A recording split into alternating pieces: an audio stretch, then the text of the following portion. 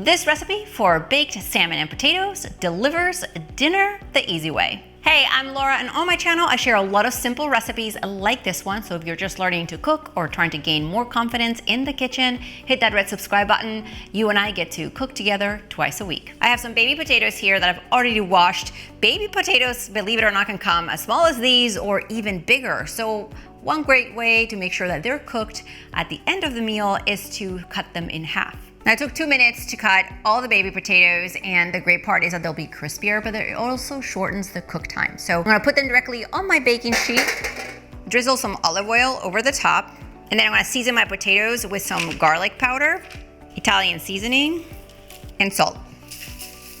And then I'm gonna toss them all around.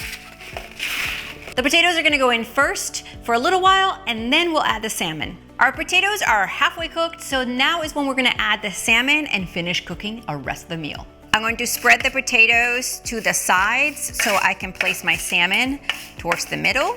Then I'm gonna take each piece of salmon and place it right on the parchment, like that.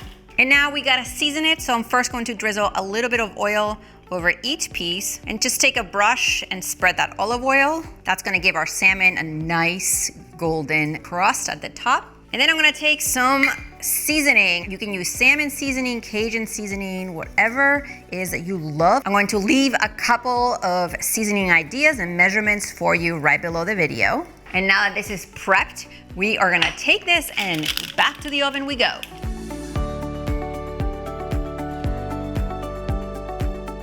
This dinner is ready. The salmon flakes off easily and it's perfectly cooked. The test is always the baby potatoes.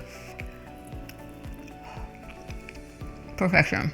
You can serve this with some broccoli or a simple arugula salad like this one. Make sure to watch that next. See you next time.